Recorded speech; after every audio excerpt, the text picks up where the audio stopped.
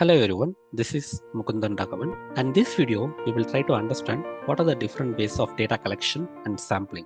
As part of answering the statistical question, we need to have the data and we need to sample it due to the reason of population. So let's see what are the types of data collection and sampling. And as part of this video, we are going to understand the primary data collection methods and secondary data collection methods and sampling techniques. This is at most like a theoretical part, but we will try to understand the importance of these data collection methods and we will try to understand how the data was collected, why it is so significant to understand the sampling techniques so that you will confirm that your data set is properly collected and it was sampled correctly. So let's understand some theoretical points for today.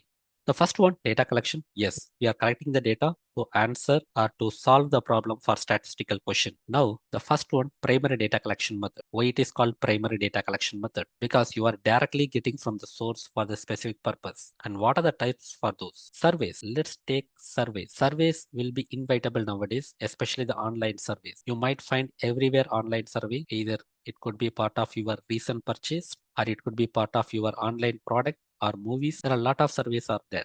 For example, if you are watching the YouTube, you might have seen this kind of surveys very frequently. So it needless to tell about the surveys. For example, here you can see the customer wants to know about the recently purchased product like Amazon, you will get the survey. Even sometimes you will get the online survey or even the telephonic survey. Now coming to the interviews. Interviews will be happening mostly one-to-one or small group discussions to understand the data points, to understand the question, especially the statistical question. And this will be helpful to gather in-depth information from the direct source. And again, it could be structured, semi-structured, or it could be a simple a conversational way. So this kind of interviews again happening inside the companies, students, in the college. So it could be anywhere.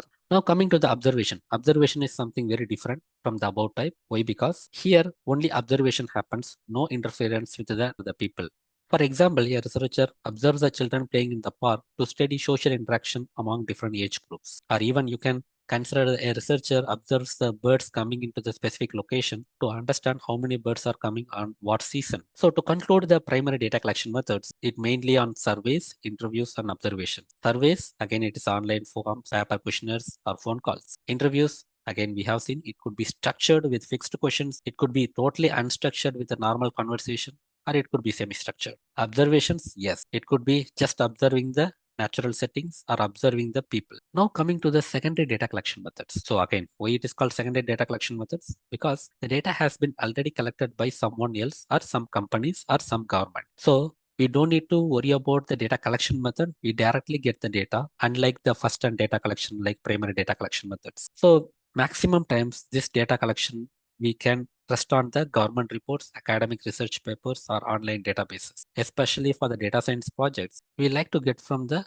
trusted sources such as like a Kaggle. In Kaggle, you can get the different types of data sets which are well formed, and not only data sets, you will have the different discussions, you can code, you can find some mathematical models, and lot more about that. Just you can create the account with your Google account and you can have any kind of data set. Apart from that, we have UCI machine learning website where you will find the different data set for your machine learning projects. Like that, you will have the different websites like this from the government itself, India Climate and Energy Dashboard, to get the data about your renewable energy, about the power consumption. Even we can consider this kind of government website to get the realistic and the trusted data. Now coming to the theory point again. So secondary data sources, as it was already collected, so we can directly get the data sets. Mainly it is from government or academic research papers or online databases. Now sampling techniques. So why do we need to sample? Needless to say, we cannot gather the information from the entire population. Then we will go for the sampling. Then the sampling should be very strategic. If the sampling is not correct, then you might be biased or you might be having the wrong information. First one, we will go through the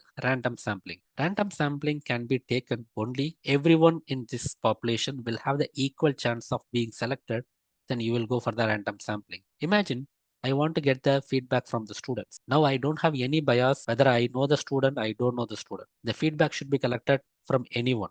So in that scenario, you can select randomly any student from the entire school. So that's the example for random sampling. But if you have some categories, like for example, different departments, then you will go for the stratified sampling. So based on your statistical question, you will go for the random sampling or stratified sampling. For example, let's say how much they feel good about their school or college, you can go for the random sampling. Or let's say you want to know how their interaction with the lecturers, then you need to go for the stratified sampling because you need to see the data or survey or the inputs from the each department. Or if it is something related to the age, then you will go for the age grouping. So basically, based on your statistical question, you will stratify that. For example, again, a company wants feedback from the different departments. So it divides the employees by department and randomly selects. So here you can see it is both stratified and random. Now coming to the cluster sample, most of the time cluster sampling happens in the geographical location. So based on the geographical location, based on your statistical question, you might club the or you will get the different neighborhoods from that same geographical location. For example, let's take the satellite image analysis for the remote sensing. So here you need to have the geographic regions or clusters are selected so that within the region, you will come to know what is happening and what are the data has been collected. Because you know that again the same answer, it is not feasible to get all the data from every possible area. So based on the geographic regions, it could be hill stations, it could be maybe the plateaus. So based on the geographic regions, you will collect the data. Now systematic sampling. So this is something like a automated way, or you may think like it's a programmatic way. Very simple example could be a researchers want to get the feedback from the new software tool. So I don't want to randomly select at the same time. I want to make it systematic. So that's the reason here every 10th user of the tool or the application will be asked for some question and get the data. So here we will be having the systematic approach. The same way, for example, financial forecasting, you might look for the stock prices, but as you know, the stock prices will continue from morning to evening in the trading time. You don't need to watch every second what is the price for that. Then you will put the systematic following up like every 1 hour what is the price, so that you will have the systematic approach of getting the data or systematic sampling. To conclude all these things, so what is random sampling? It could be anyone from the group because everyone has the equal chance. Stratified sampling, then in that case you want to have the data points from each category or each department or each group, because there should not be a group which is missed in the data set. So that's the reason you will be having the stratified sampling. We have seen employee from the different department. Cluster sampling, the households in the neighborhoods.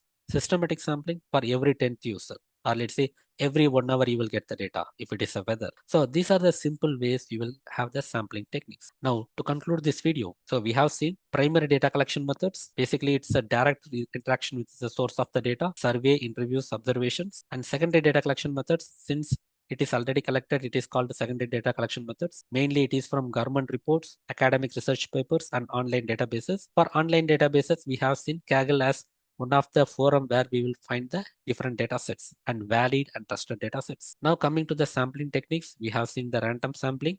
Let me go to the diagram. Random sampling, stratified sampling, cluster sampling, and systematic sampling. So this is all about the data collection methods and sampling techniques. Thanks for watching, and always be a rainbow in others' crowd.